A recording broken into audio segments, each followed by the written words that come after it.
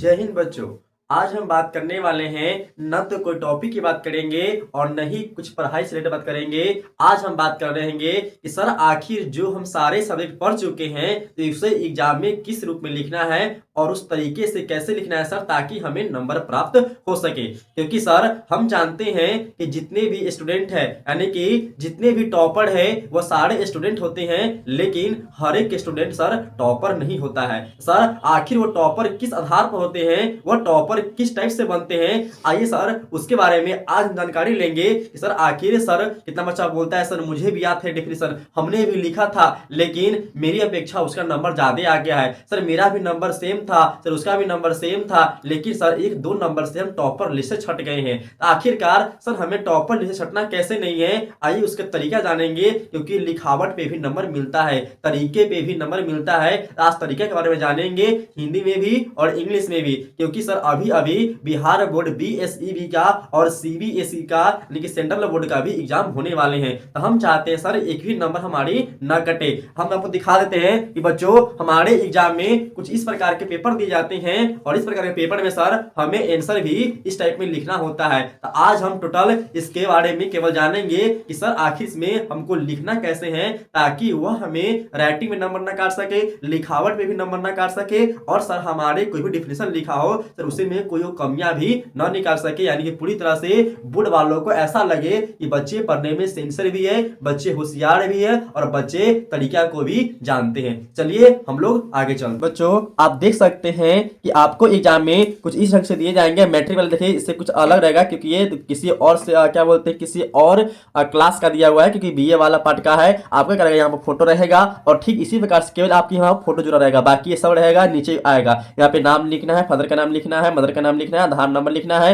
Roll code लिखोगे, centre code लिखोगे, centre का नाम लिखोगे, पेपर आईडी नंबर लिखोगे, ठीक है, और आपके कौन सब्जेक्ट का एग्जाम है वो सब्जेक्ट का नाम भी लिखोगे। ये सारे से आपको फ्रंट में इस टाइप का दिया जाएगा। उसके बाद पलटाओगे, पलटाने के बाद कितना बच्चे क्या करते हैं सर, एक पन्ना छोड़ देते, बोलते हैं कि भगवान के लिए है। ठीक है, ऐसा भगवान के लिए कुछ नहीं है, भगवान यहाँ पे हम ही है, पेपर भी हमारा है। क्योंकि सर भगवान यहाँ पर नंबर देने नहीं आएंगे, आपको खुद से नंबर लेना है। क्योंकि सर आपको क्या करिएगा, एक पेज बिल्कुल नहीं छोड़ना है, भगवान के लिए किसी के लिए नहीं। क्या करेंगे सर, पेज पलटाएंगे और यहाँ पे क्या करेंगे सर, पहले आप लोग क्या कीजिएगा सर, स्केल होगा तो स्केल, मान लीजिए सर हम नहीं एग्जाम में गए, आप स्केल नहीं ले गए, हमारे पास पेन रबल है, आप लोग एग्जाम में हमेशा कम से कम दो पेन ले जाओगे, ब्लैक पेन और ब्लू पेन। हमेशा रेड के अलाउ नहीं है तो नहीं ले जाएंगे, कोई बात नहीं है, लेकिन सर हम ब्लैक और ब्लू तो ले आ सकते हैं ना, तो ब्लैक और ब्लू कलम ले जाएंगे। और आपको क्या लिखना है सर, पहले यहाँ ऊपर में लिख देंगे ओनली आंसर, यानी कि सर केवल इसमें हम क्या लिखेंगे, आंसर लिखेंगे,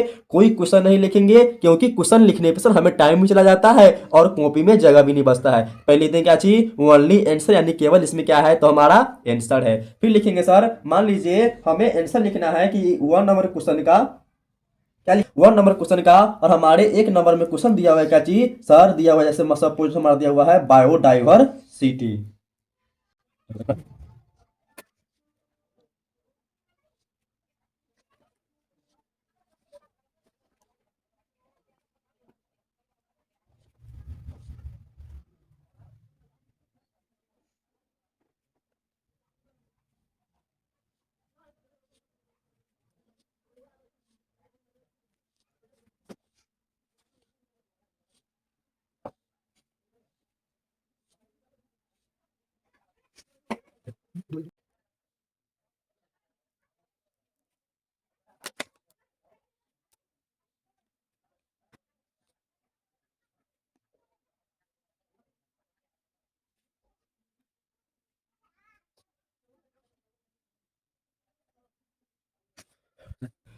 तो बच्चों हम लोग कुछ इस टाइप से लिखेंगे ताकि हमें दिखने में भी अच्छा लगे और एग्जामिनर को बारीकी से दिखाई भी दे। क्योंकि आपकी जो कॉपी चेक करते हैं ना वो बहुत ही बुजुर्ग होते हैं और वो चश्मा भी लगाए रहते हैं, तो उनको कम से कम चश्मा में दिखाई भी देनी चाहिए। कितना बच्चे क्या करते हैं सर, यहाँ पे लिखेंगे डिजिट सर,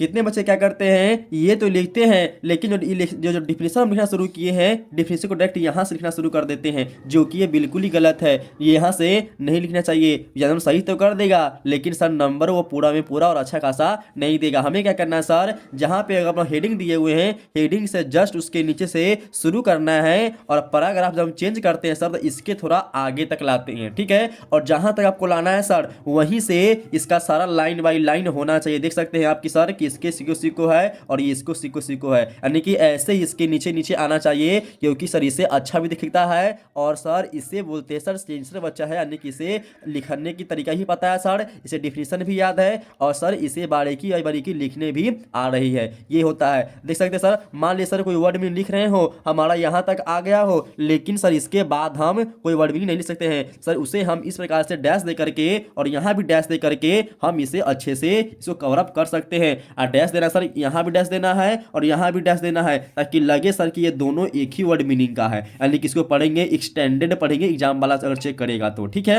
इसको अलग अलग नहीं पढ़ेंगे, यहाँ भी डैश देंगे और यहाँ भी डैश देंगे, ध्यान से, ठीक है। इसका जब यहाँ पर लिखते गए हैं फिर लिखे ऑर्गेनिज्म, देखो ORG लिखे हैं, अगर सर यहाँ पे ANSM लिखते थे यहाँ से यहाँ तक चला आता है कि नहीं है सर, जो कि हमारे रूल से गलत है, यानी कि सही नहीं है। तो क्या किए सर, ORG यहाँ लिख दिए हैं, फिर डैश दिए हैं और फिर यहाँ पे आकर के यहाँ डैश दिए हैं, फिर ANISMS यहाँ पर लिख दिए हैं। इसको एग्जाम वाला जो है पढ़ लेंगे, इसको ऑर्गेनिज्म लिखा हुआ है। तो बच्चों इसी ढंग से लिखना है और आपको एग्जाम में इस ढंग से भी लिखना है, क्योंकि सर इससे ही लिखने पे आपको खूबसूरत भी दिखाई देगा और आपको एग्जाम अच्छे से नंबर भी देने की कोशिश करेगा। एक चीज का ध्यान रखना है, अगर आप लोग एग्जाम में अगर बायोलॉजी संबंधित या किसी प्रकार का कोई साइंस में अगर डायग्राम आ रहा है तो आप कोशिश कीजिएगा सर कि वो पेन से ही बनाए, और पेंसिल से बनाने पर क्या होता है कभी कभी सर वो मिट जाता है, क्योंकि सर पहले डायरेक्ट एग्जाम देने के बाद कॉपी एग्जामर के पास नहीं पहुंचता है, वो पहुंचता है किसी और के पास, यानी कि वार कोडिंग मैन के पास पहुंचता है। वार कोडिंग मैन के बाद क्या बोलता है सर, क्या बोलते हैं उसको, वार कोडिंग डिपार्टमेंट के पास पहुंचता है, और वहाँ के बाद पहुंचता है चेकर के पास, और चेकर करने के बाद क्या होता है सर, अगर आपका कोई नाम पेंसिल से मिटा जाएगा तो वो प्रॉब्लम हो जाएगा, वो काट देगा, नंबर काट लेगा,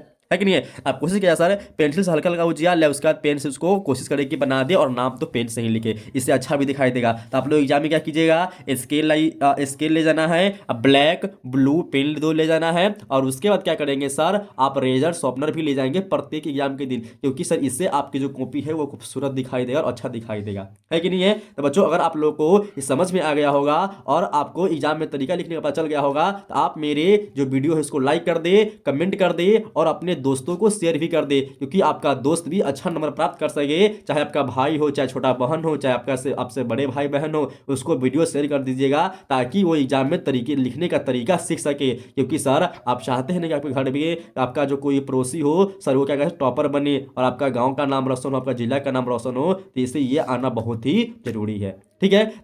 चलिए बच्चों, तो हम लोगों ने क्या बोलते हैं डेफिनेशन लिखना सीख चुके हैं इंग्लिश में, मैथ में, साइंस में, कि सर उस प्रकार से हम डेफिनेशन लिख लेंगे। लेकिन सर मैथ में जो हमारे मैथ में जो क्वेश्चन आते हैं वो क्वेश्चन किस टाइप से बनाएंगे, क्योंकि सर आपके जो मैथ में जो एग्जाम का पेपर मिलेगा लगभग इतना चौड़ा ही मिलेगा, है कि नहीं है सर। इतना चौड़ा में हम कैसे उस क्वेश्चन को एडजस्ट कर सकते हैं, आइए हम लोग बना करके सीखने की कोशिश करते हैं। मान लीजिए सर, क्योंकि सर 12 लंबा से लंबा सवाल बनता है वो त्रिकोणमिति का ही बनता है, यानी कि ट्राइगोनोमेट्री का ही बनता है, जो कि एकदम लंबा से लंबा लॉन्ग से लॉन्ग जाता है। सर आखिर ये किसको बनाना कैसे है, सर क्या करेंगे, पहले इस प्रकार से बोर्ड ऑफिस में क्वेश्चन दिया जाएगा, आपको क्वेश्चन उतारने की कोई जरूरी नहीं है, हम उतारे हुए हैं, क्योंकि सर आपको हम बताने की कोशिश कर रहे हैं। मान लीजिए सर ऐसे हमारा क्वेश्चन दिया हुआ है, केवल लिख देंगे क्या चीज, LHS लिखेंगे सर, ये हमारा LHS है, ये हमारा MHS है और ये हमारा RHS है, ये आपके सर बताए होंगे जब मैथ पढ़े होइएगा तब, ठीक है। ये सर दिया जाएगा क्वेश्चन, तो लिखेंगे पहले हम लोग LHS बराबर उसको LHS उतार देंगे और क्या करेंगे सर इसे सॉल्व करने की कोशिश करेंगे।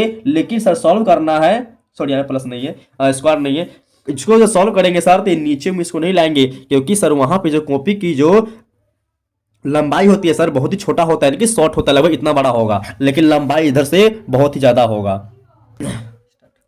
बच्चों हमारा जो कॉपी है ये आपको इस ढंग से नहीं बल्कि ऐसे दिखाई देगा, कि इनकी चौड़ाई मतलब इतना ही होगा और लंबाई लगभग बहुत होता है, जो कि सर एडजस्ट करने में बहुत ही बारीकी होता है। आइए इसको एडजस्ट कैसे करेंगे, ऐसी कॉपी मिलेगा आपको, ऐसे पलटा हुआ रहेगा, है कि नहीं। तो देखिए एडजस्ट कैसे करना है, आप ऐसे इसको इक्वल कीजिएगा इस साइड में और 1 का 1 लिखेंगे और कन्वर्ट करना है 10 में। सर आप लोग के गुरुजी पढ़ाए होंगे, है कि नहीं है, हम केवल आपको बता रहे हैं तरीका की, सर तरीका क्या होता है, 1 + 10 का 10 स्क्वायर हो जाएगा, है कि नहीं है, और बटे में 1 + 1/10 क्या बोलते हैं, टेन स्क्वायर ए हो जाएगा, है कि नहीं है, ये प्रोसेस में है। ऊपर क्या हो जाएगा, 1 प्लस टेन स्क्वायर ए भी लिखेंगे, और हमारे फ्रैक्शन ग्रुप में आ जाएगा। इसको क्या करेंगे सर, तो हम फ्रैक्शन करेंगे, यानी कि सर टेन स्क्वायर।